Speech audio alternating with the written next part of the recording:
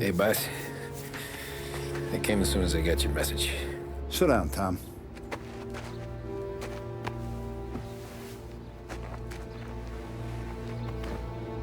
We have a mole, Tom. No. Oh. I was up all night driving myself nuts trying to figure it out.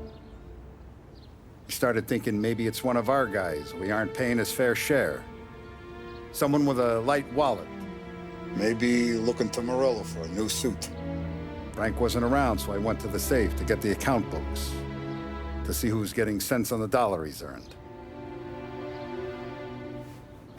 What do you know? The books are gone, Tom. Frank. More than 50 years I've known him. Everything I have, I got with Frank.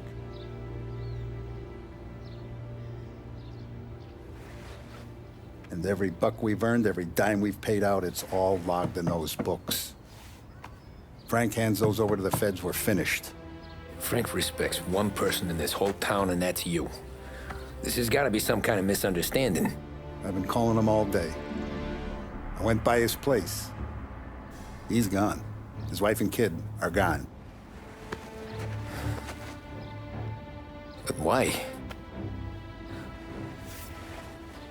I don't know. I'm sure he has his reasons. Maybe he's still smarting over the dog. But when you tried to drown? Yeah. Same one I shot after he wouldn't let me sink her. I was a stupid kid, Tommy. But grudge or no grudge, we gotta get those books back. Shake down all our stories. See who knows what. When you catch up to Frank, you get those books. And if he doesn't have them on him, you make him tell you where to find them. After that, you do what we gotta do.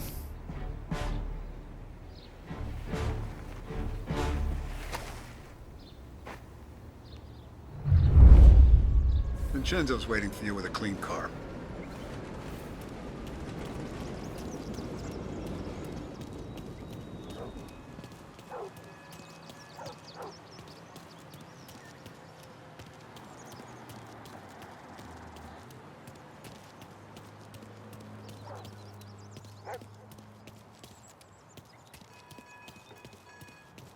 Tough day today, Tom.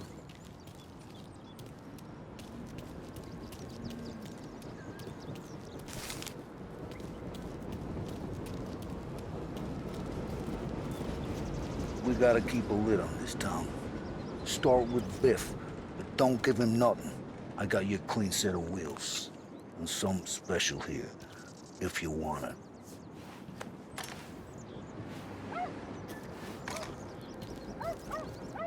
Frank sees a La Parra, he'll know. The old ways work. You gotta get those books back before the feds use them against us.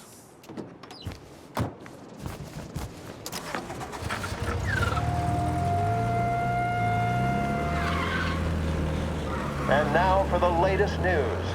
The Navy is today continuing its search for the remains of those brave souls lost aboard the airship USS Akron.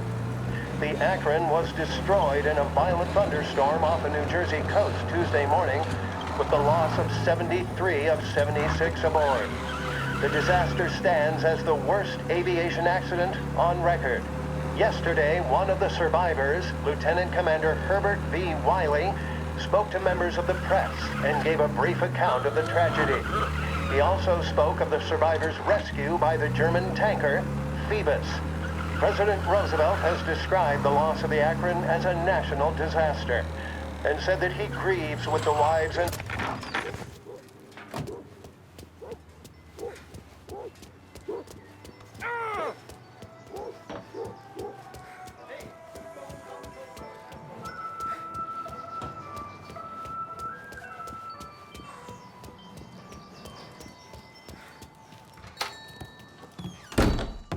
Tommy. What's the rumpus?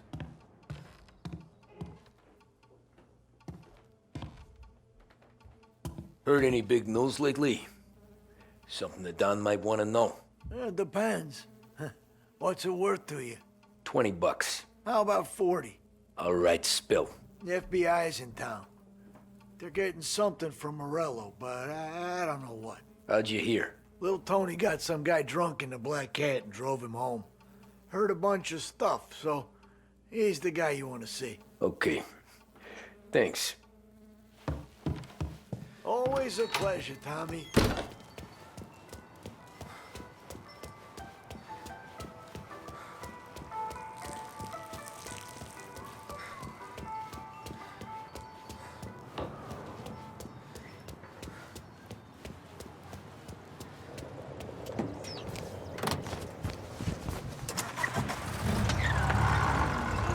Welcome to a WLH Sports Report. There's a sense of anticipation as we await the start of the big game. Our very own Lost Heaven Lancers are out on the road, deep in enemy territory as they take on bitter rivals, the Empire Bay Cannons. This year's Gold Series is shaping up to be one of the best on record, with both teams matching one another blow for blow. Despite the Cannons' home field advantage and an early lead in the series, the Lancers have bounced back and have really taken their rivals to task. Many of the plaudits and column inches have been dedicated to one man. Lancers pitcher Bunny Smith is one of this year's standout performers. And with this series tied at 3-3, he may well be the key man that brings the Wistman Trophy back to Lost Heaven. But doing so will be no easy task, as standing in his way is opposition captain Jack Seidel. Game 5 turned events in favor of the Empire Bay team. Victory was canceled out by the Lancers in Game 6, and we now have a powder keg finale that is sure to have everyone glued to their radios.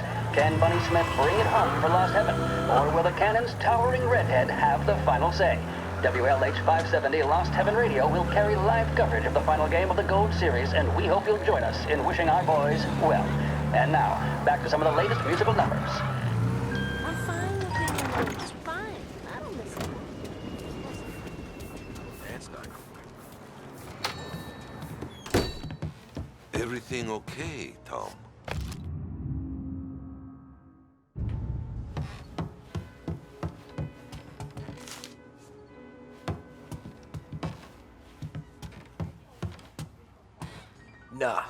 Nah, it's not. What's this about the guy you drove home who's with the feds? He came in for a drink, which turned into 10. He's hired muscle for some kind of safe house. Where? Oak Hill, corner of Pine. He gave me $10 to drive him back and keep my mouth shut. That on that Councilor Gilatti's brokered some kind of deal between Morello and the FBI. They were all ready to sit tight on someone in there. Why the hell didn't you tell us? Tom, I did. I came in to see Frank straight away. He didn't tell the Don? No, he didn't. Tom, what's going on?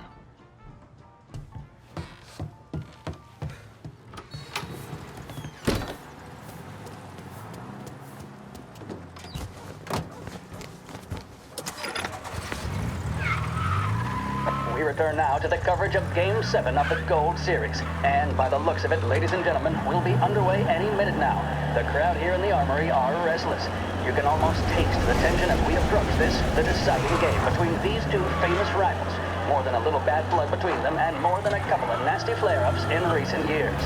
Of course, this occasion, more than any other, could prove feisty, what with the drama that closed out the previous game. That, of course, saw the Lancers win to tie the series, and it's not often Empire Bay and Lost Heaven can boast the game's best covering hitter and pitcher, respectively. I refer, of course, to Foghorn Seidel, a man mountain with a shock of red hair, and Lancers star Bunny Smith. Speaking of Smith, he is jogging, I suppose you'd say, between his teammates, issuing last-minute orders. They seem responsive to whatever he's saying. He commands respect from his team, that is for sure. By goodness, there must be some nerves among some of the younger Lancers, Elms, Graveson, and Nicholson. Smith seemed to have pepped them up. That's good to see. That's what a good captain does. The Cannons lineup is meandering over to the home team dugout. The Lancers are slowly taking up their position, so we can't be too far away from the opening pitch here at the Armory, the home of the Empire Bay Cannons. Stay with us for more. The mission of Lost Heaven Radio, our city's public service broadcaster, is to serve you. Start your day with WLH 570.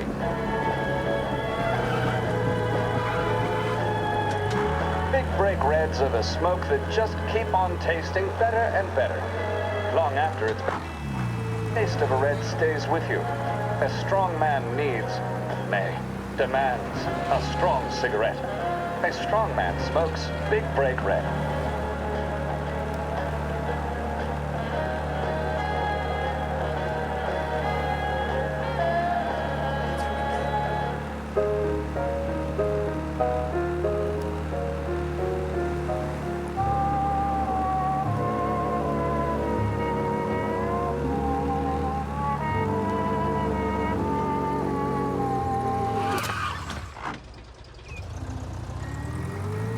Looks like the place.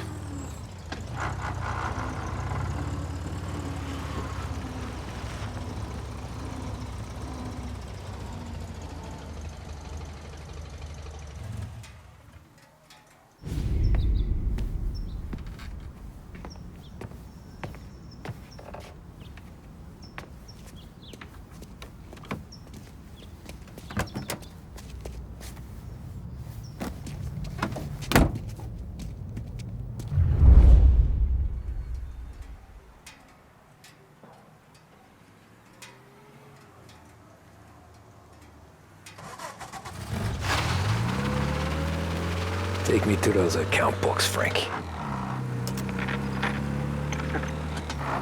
And we return now to coverage what could be the final play of this game and the series between the Lost Heaven Lancers and the Empire Bay Cannons.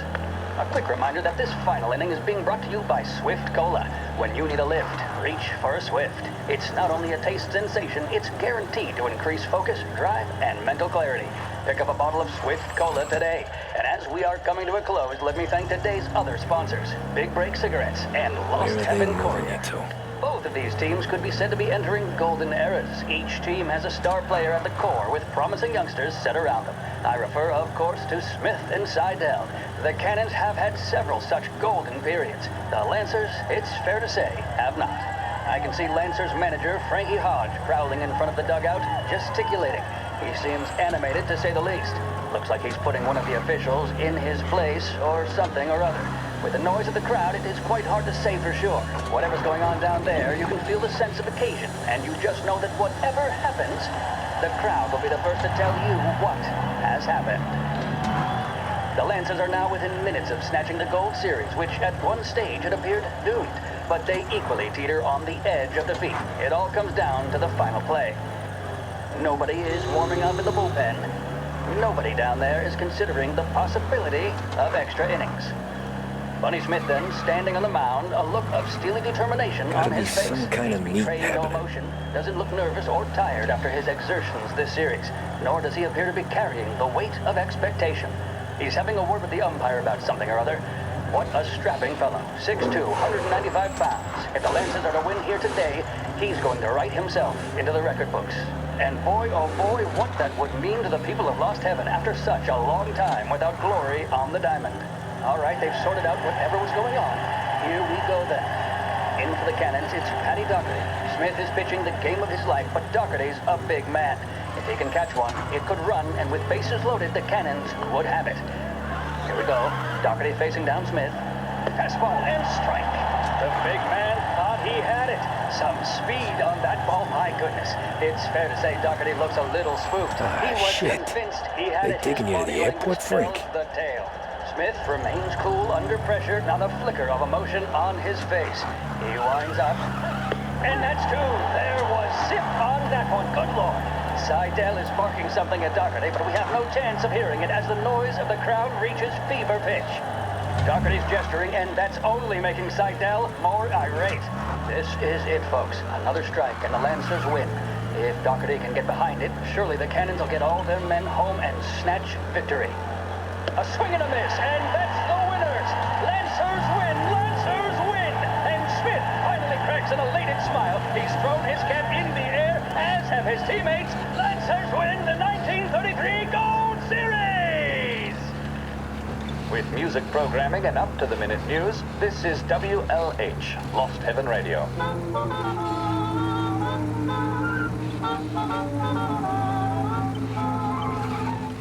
Christ,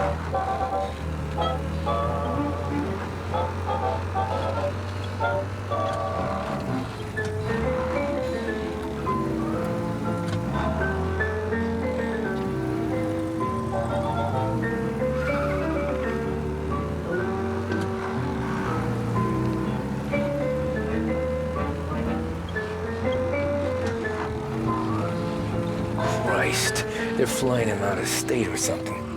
Fuck, this ain't good.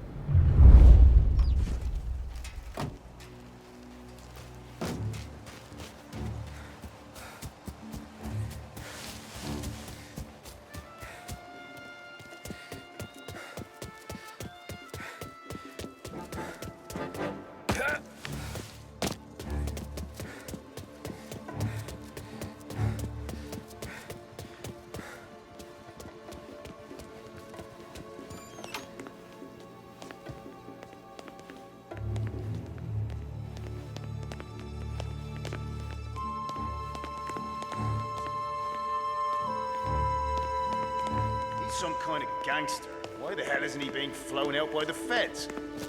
Hey, this guy's not one of them. Ah!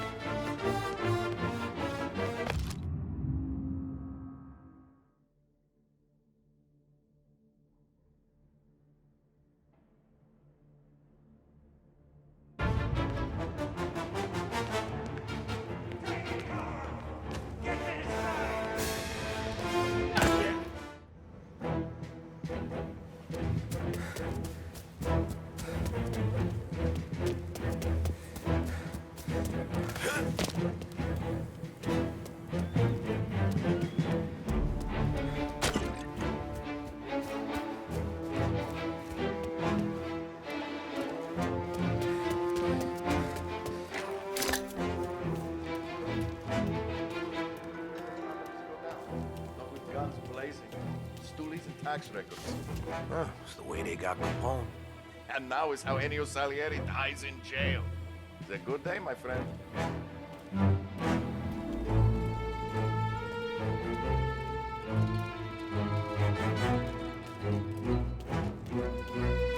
Don Morello's plane is waiting for Coletti in one of the hangars.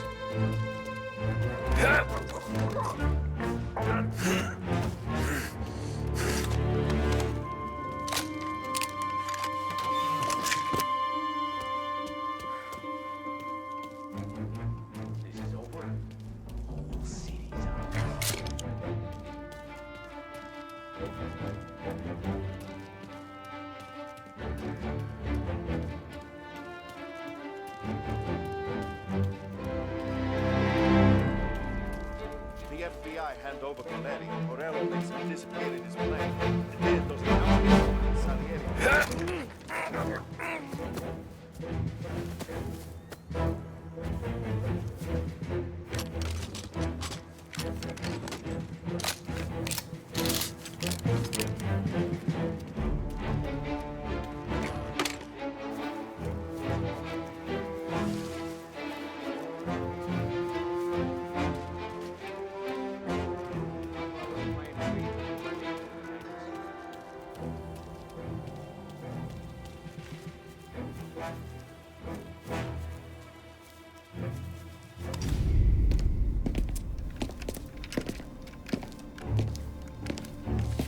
Tom. Frank, the Don sent me. I figured as much. I'm sorry it had to be you, Tommy. Anything you want me to tell him? I wish it could have shaken out better, but Morello finally came after me. It's okay. You can come out.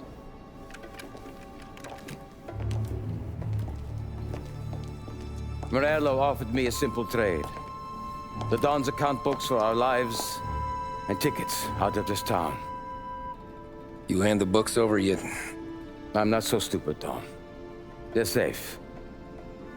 Morello was waiting for this.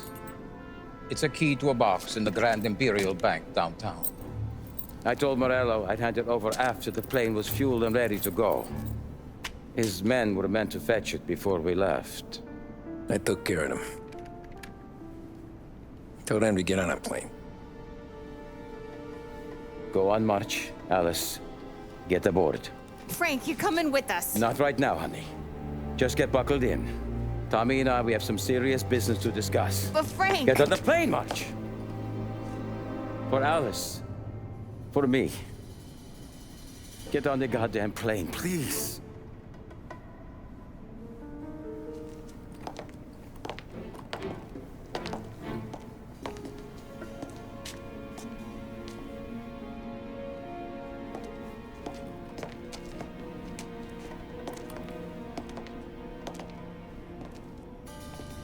You been paid yet? Yeah.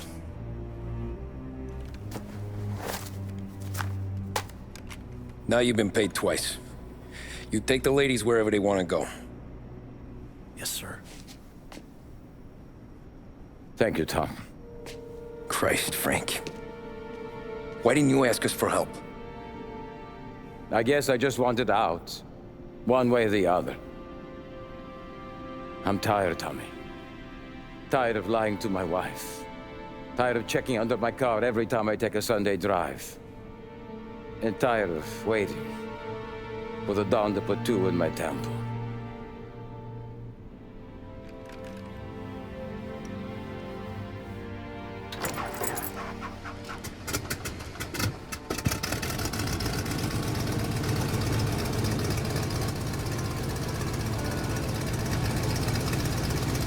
God damn you, Frank.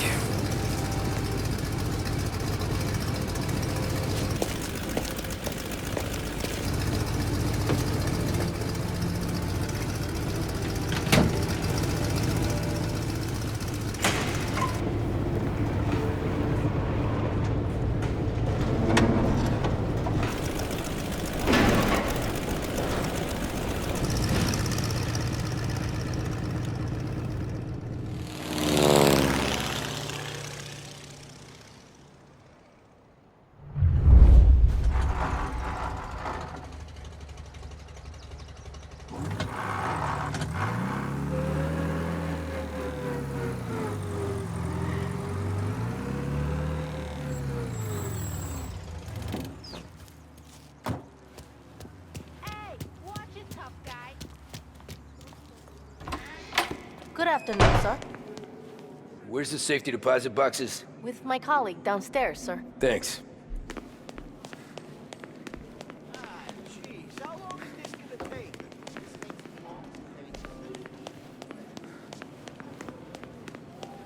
Beautiful day, huh? Uh-huh.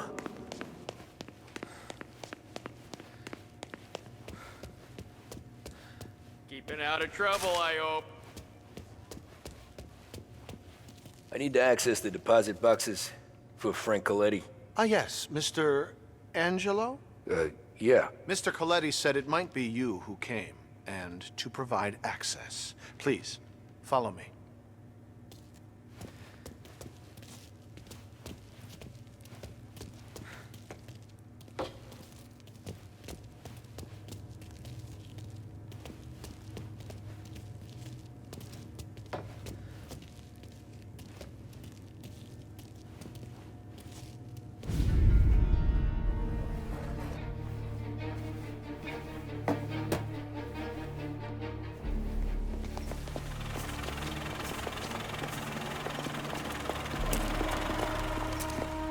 I got the books and covered my tracks.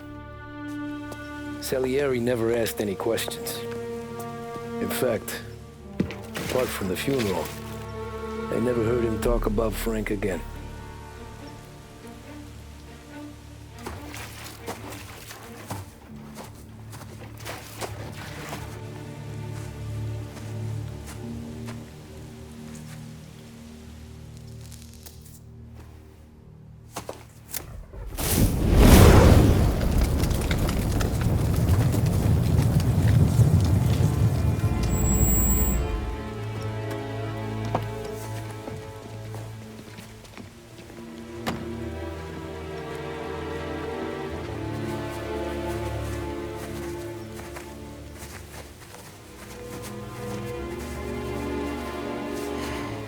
You're making my boys twitchy, Marku. Sergio and I just came by to pay respects, that's all. Known Frank a long time. Almost as long as you. He's a good man. Smart. Loyal. Loyal to his wife. His kid above all else. There must be some kind of honor in that in you. Maybe. But I'm still looking at this headstone with his little girl's name on it. It's a hell of